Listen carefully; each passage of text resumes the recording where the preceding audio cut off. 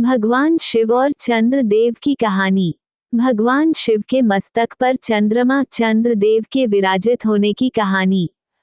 हिंदू धर्म में अनेक देवी देवता है। उन सभी देवी देवताओं में भोलेनाथ की वेशभूषा सबसे अलग और रहस्यमयी भी है।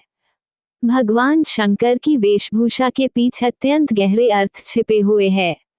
शास्त्रों के अनुसार भगवान शंकर के वेशभूषा से जुड़े प्रतीकों के रहस्यों को जान लेने मात्र से ही मनुष्य को मोक्ष की प्राप्ति होती है। भगवान शंकर की वेशभूषा ऐसी है कि प्रत्येक धर्म का व्यक्ति उनमें अपना प्रतीक ढूंढ सकता है। शास्त्रों के अनुसार चंद्रदेव का विवाह दक्ष प्रजापति की 27 नक्षत्र कन्याओं के साथ संपन्न हुआ। इनमें चंद्र एवं रोहिणी बहुत सुंदर थीं। इसी कारण चंद्र का रोहिणी पर अधिक स्नेह था। ये देख शेष कन्याओं ने अपना दुख दक्ष प्रजापति के समक्ष प्रकट किया। दक्ष स्वभाव से ही क्रोधी प्रवृत्ति के थे और उन्होंने जब अपनी कन्याओं के दुख को सुना तो वे क्रोधित हो गए और क्रोध में आकर उन्होंने चंद्र को श्राप दिया कि तुम क्षय रोग से ग्रस्त हो जाओगे। और दक्ष के श्राप के फलस्वरूप चंद्र क्षय रोग से ग्रसित होने लगे और उनकी सभी कलाएं धीरे धीरे क्षीण होना प्रारंभ हो गईं। नारद जी ने चंद्रदेव को मृत्युंजय भगवान आशुतोष की आराधना करने के लिए कहा। उसके बाद उन्होंने भगवान आशुतोष की आराधना की। चंद्रदेव जब अपनी अंतिम सांसें गिन रहे थे तब भगवान शिव प्रदोष काल में चंद्र को पुनर्जीवन का वरदान देकर चंद्र की अंतिम एकधारी को अपने मस्तक पर धारण कर लिया, अर्थात चंद्र मृत्यु तुल्य होते हुए भी मृत्यु को प्राप्त नहीं हुए।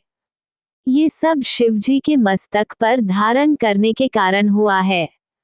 पुनः धीरे धीरे चंद्रदेव स्वस्थ होने लगे और पूर्णमासी पर पूर्ण चंद्र के रूप में प्रकट हो गए। चंद्र जब क्षय रोग से पीड़ित होकर मृत्यु तुल्य कष्टों को भोग रहे थे और भगवान शिव ने ही उस दोष का निवारण किया और उन्हें पुनः जीवन प्रदान किया, अतः हमें उस शिवजी की आराधना करनी चाहिए, क्योंकि उन्होंने मृत्यु को पहुंचे हुए चंद्र को मस्तक पर धारण किया था, अतः वे किसी भी मनुष्य का उद्धार कर सकते हैं। शास्त्रों की बात जाने धर्म के साथ चंद्रदेव जिनको सोम के रूप में भी जाना जाता है, उन्हें हिंदू धर्म में देवता का स्थान प्राप्त है। कहा जाता है जब पूरी दुनिया में रात्रि के समय हर तरफ अंधेरा छा होता है तब केवल चंद्रमा ही एकमात्र रोशनी का सहारा होता है।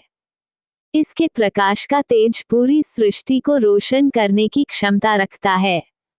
ज्योतिष शास्त्र के अनुसार प्रत्येक मास में आने वाली पूर्णिमा तिथि को चंद्रमा अपने संपूर्ण रूप में आता है और अपनी रोशनी से सृष्टि को प्रकाशित करता है।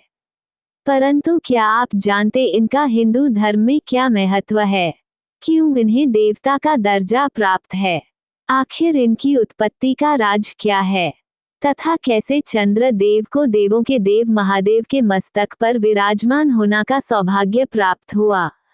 तो चलिए इन सारे सवालों का जवाब अपने इसी एक आर्टिकल में आपको देते हैं और जानते हैं चंद्रदेव की उत्पत्ति का रहस्य। पुराणों में चंद्रमा के जन्म की अलग अलग कहानियां बताई गई है। अग्नि, इंद्र, सूर्य इन देवों की तरह ही सोम की स्तुति के मंत्रों की भी रचना ऋषियों मुनियों द्वारा की गई है। पुराणों के अनुसार चंद्रमा की उत्पत्ति कैसे हुई? जब ब्रह्मा जी ने सृष्टि की रचना करने के बारे में सोचा तब उन्होंने सबसे पूर्व अपने मानस पुत्रों की उत्पत्ति की। उनमें से एक मानस पुत्र थे ऋषि अत्रि, जिनका विवाह ऋषि कर्दम की कन्या अनुसुईया से हुआ था, जिनके गर्भ से दुर्वासा, दत्तात्रेय और सोम का जन्म हुआ था। धार्मिक किंवदंतियों के अनुसार सोम चंद्रदेव का ही एक रूप थे। ब्रह्मा जी ने अपने मानस पुत्र अत्रि को सृष्टि का विस्तार करने की आज्ञा दी, जिसके बाद महर्षि अत्रि ने अनुत्तर नाम का तप किया। इसके दौरान एक दिन महर्षि के नेत्रों से अश्रु गिरने लगे जो बहुत प्रकाशमय थे। शास्त्रों में किए उल्लेख के अनुसार उन अश्रुओं को दिशाओं ने स्त्री रूप में आकर पुत्र प्राप्ति की कामना से ग्रहण किया, जो उनके उदर में गर्भ रूप में स्थित हुआ। परंतु चूंकि वह अश्रु बेहद प्रकाशमय थे, इसलिए दिशाओं रूपों स्त्री अधिक समय तक उन्हें धारण न कर सकी और त्याग दिया। ऐसा कहा जाता है कि उस त्यागे गए गर्भ को ब्रह्मा जी ने पुरुष रूप दे दिया जो चंद्रमा के नाम जग प्रख्यात हुए, जिसके बाद सभी देवताओं, ऋषियों और गंधर्वों ने भी इनका वंदन किया। आगे चलकर चंद्रदेव के तेज से ही पृथ्वी पर दिव्य औषधियां उत्पन्न हुई। ब्रह्मा जी ने चंद्र को नक्षत्र, वनस्पतियों, ब्राह्मण व तप का स्वामी नियुक्त किया। इसके अतिरिक्त अन्य स्कंद पुराण की प्रचलित किंवदंतियों के अनुसार जब देवों और दैत्यों ने मिलकर क्षीर सागर का मंथन किया था तो उसमें से 14 प्रकार के रत्न निकले थे, जिसमें एक चंद्रमा थे। पुराणों में किए वर्णन के अनुसार लोक कल्याण हेतु मंथन से प्राप्त कालकूट विष को पी जाने वाले भगवान शंकर ने अपने मस्तक पर सुशोभित किया था। तो वहीं ग्रह के रूप में चंद्र देव की उत्पत्ति मंथन से भी पहले की सिद्ध होती है। चंद्र देव को समर्पित है पूर्णिमा का दिन। जैसे कि हमने उपरोक्त बताया कि प्रत्येक मास में पड़ने वाली पूर्णिमा तिथि चंद्रदेव को समर्पित है, जिसके उपलक्ष्य में इस दिन इनकी विधिवत पूजा आदि का विधान रहता है।